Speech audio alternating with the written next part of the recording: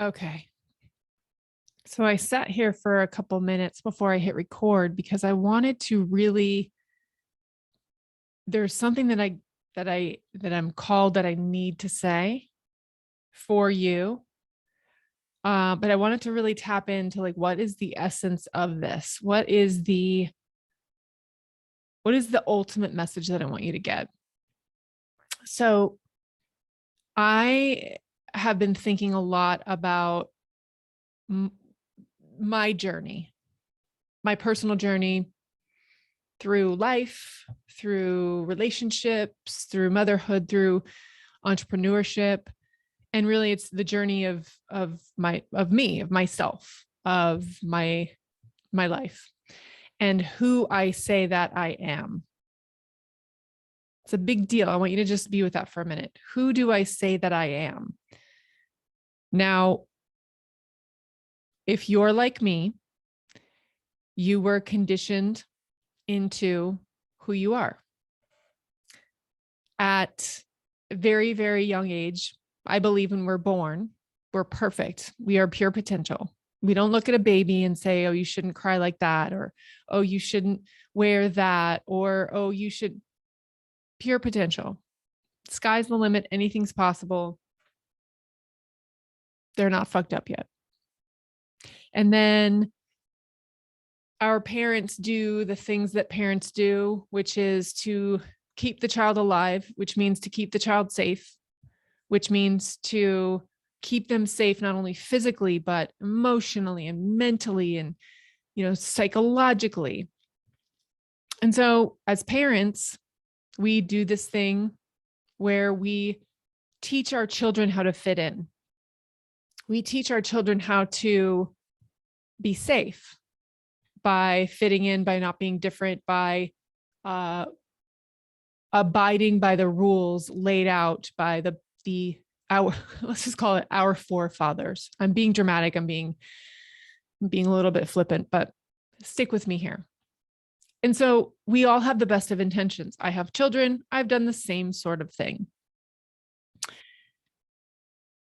And the drive, the desire to keep our children alive, basically, is so strong that we can't see the difference between conditioning them to not be themselves and conditioning them to not run out into the street and get hit by a car. They're the same thing. It's the same fears. The same fears of, I don't want anything bad to happen to you. I don't want you to be hurt physically, mentally, emotionally, spiritually. I don't want anything bad to happen to you. So what I'm going to do is I'm going to put this gate around you. We do this a literal gate. I had a literal gate around my daughter. I was so afraid. I was such a helicopter parent with my first daughter.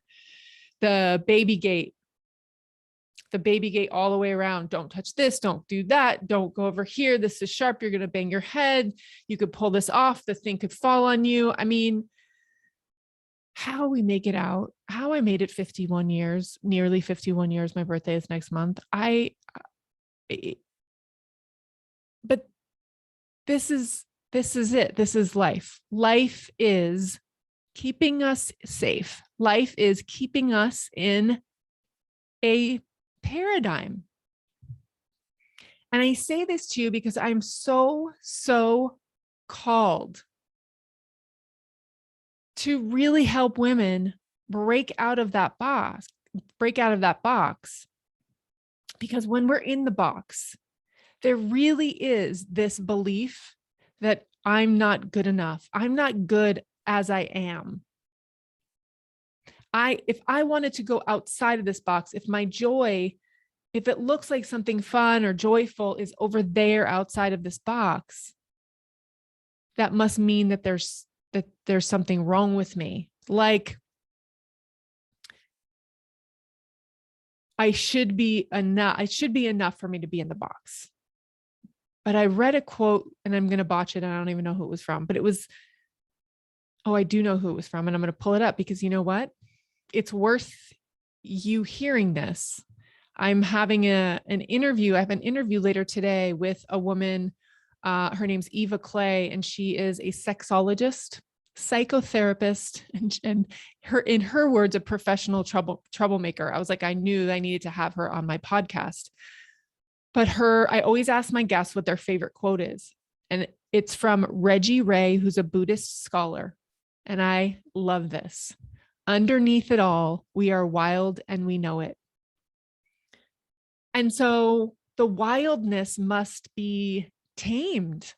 You know, we can't be wild. We can't be expressive. We can't be emotional. When we go to school, when we're around other people. And so we dim ourselves. So we make ourselves smaller. And what that does is it leaves us with a significant distrust of ourselves, a significant distrust of our own desires, of our own essence, of our own being, of the things that we're drawn to, of the ways that we want to express ourselves, of the things we want to wear, and the things we want to experience. And I say this because I know in the depths of my being that this breaking free of this conditioning, breaking free of these, just call them norms, for lack of a better word, just call them, well, we don't do that, right? It's not ladylike to fill in the blank. Little boys don't fill in the blank, cry. Little girls should be blank, kind. And so every time, if you were to look, if you're just to sit for just a minute and think back on your life and think back when you were wild and free, 3, 4, 5, 6 years old, wild and free, not a care in the world. That is who you are. That is your true essence. Your true essence is, I am all of it. And I am, messy, and I'm imperfect, and I'm joyful, and I'm loud, and I'm shy, and I dance, and I sing, and I invent, and I create. I don't see the lines to color within because I see another picture on this page. We are such creative beings. And the process of our conditioning is detrimental. And I'm not saying it's detrimental like, oh, it's a shame. It's fucking criminal. And I say this because I believe that when we choose to tap into the essence of who we are, our deepest desires, what we really want out of life, who we really are, who we're meant for in our highest expression. When we tap into that, we heal. And I don't mean just ourselves, but can you imagine what it would be like to live in a world where everyone's free to be who they are, to just be who they are, to be their wild self, their wacky self, their shy self, their sexual self, their questioning, irreverent self, their wacky, slapstick comedy self, their serious scholarly self. Like if we could just be who we are and hold the space for others to do that, what would be possible on the planet? I absolutely, with all of me, believe that when we get to show up in radical authenticity, and that's what that is, radical authenticity, owning and claiming all parts of ourselves and then sharing that out with the world, not keeping it hidden, but really having our expression shared. That when we can do that, we can heal other people. Because every time, here's what I know, every time I shine and I show up and I say something that lands with someone, I open up a door within them to give them permission to do the same. They see it as possible. They see it as possible because, holy shit, she just did that or said that, or So when you see it as possible, it becomes an inkling of possibility for yourself. So what would it take for you to be radically authentic? What would it take for you to show up at work the way you show up at home, the way you show up at church, the way you show up with strangers, the way you show up with your husband, the way you show up with your children, the way you show up with your best friends?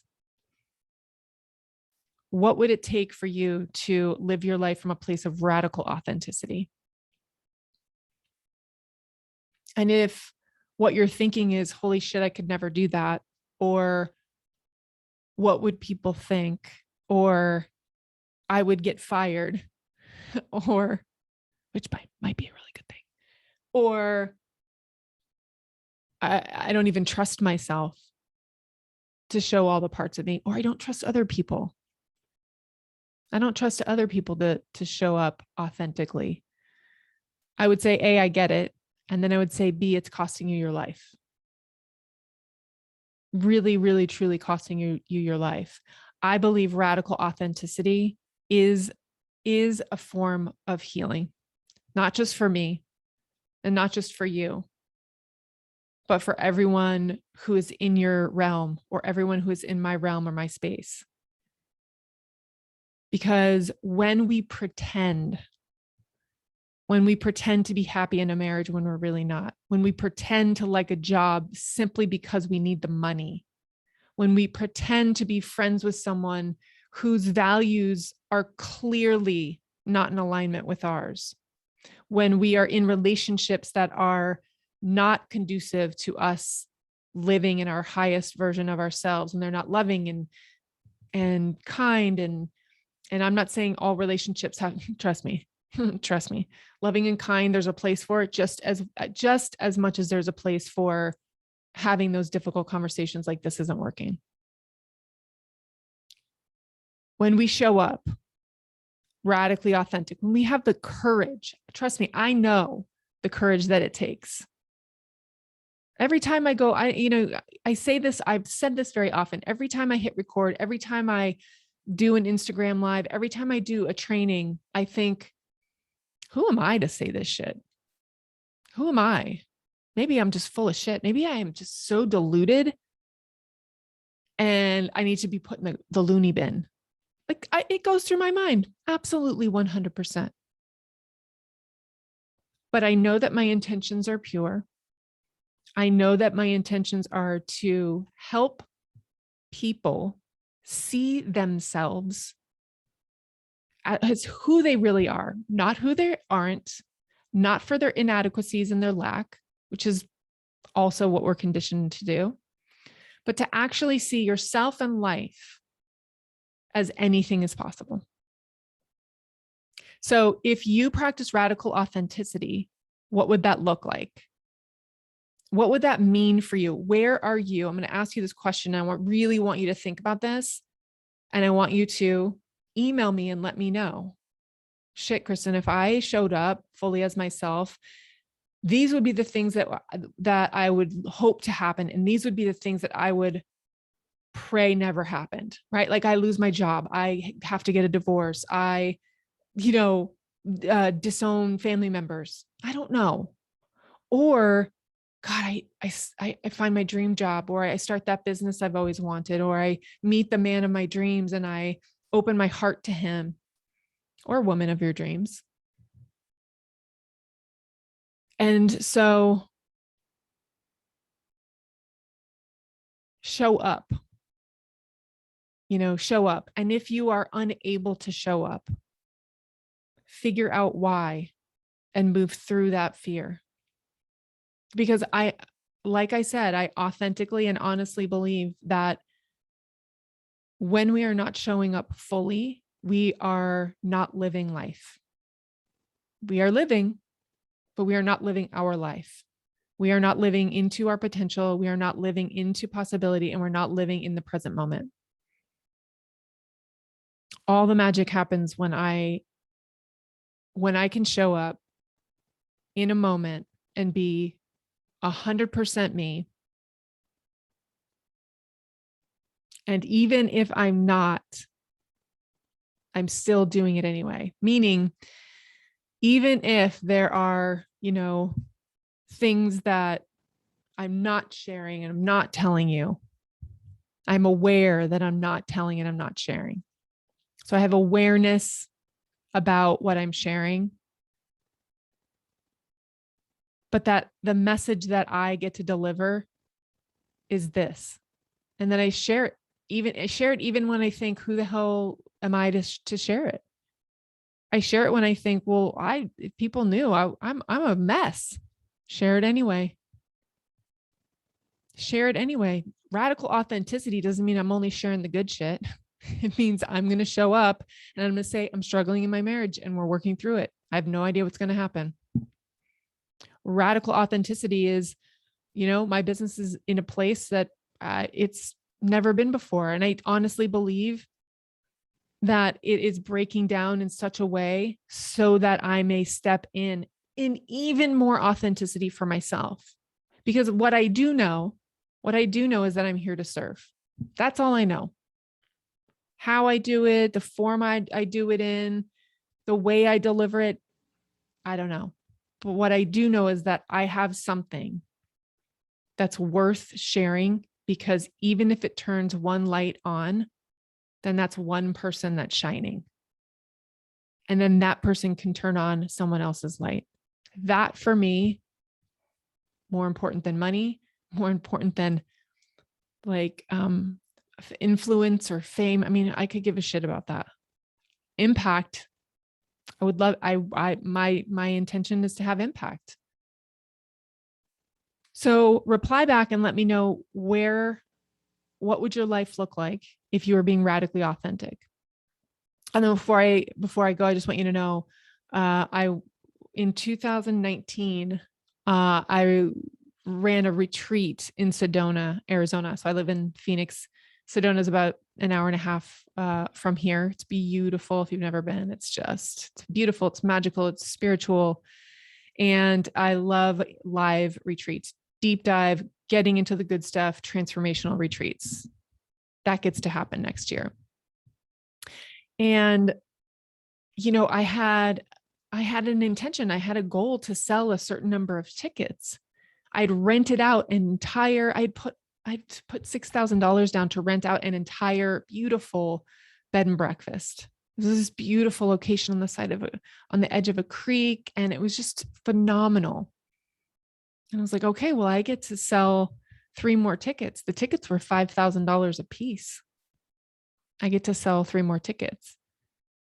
And when I got this piece about when I don't show up fully, when I show up and I'm one way here and another way here and another way here, I'm ineffective and I don't show up full. I'm not my full self. And when I really got that and I embodied that, I sold those 3 tickets in a matter of 10 days. I think it was $14,000 in 10 days. And it was easy and it was awesome. And it was brilliant because I wasn't trying. I wasn't pretending. I wasn't trying to be someone that I'm not. I was being me fully, completely everywhere I went. And it was magnetic. So I wanted to just share this with you. And I want to get your feedback on what would it take for you to show up 100% as yourself everywhere in your life? What would it take? And are you willing to do that? Do you agree? Do you agree with me that doing that, being whole everywhere in your life is that important? Let me know what you think. I wanted to just record this real quick. I don't even know how long it's been because I don't have a timer on here. But let me know what you think. And I think what I'm feeling into is, and you'll hear me say things like feeling into, there's a dog that likes to pee on my lawn. I want to make sure they're not peeing on my lawn. Feeling into, because I know that I channel, I am intuitive, and I get, like, I don't hear, I mostly see, I mostly get visuals of things, but with language, with words come through me. Sometimes I say things and I'm like, I don't even know why I just said that. That's my definition of channeling. And 3 years ago, I would have never said that.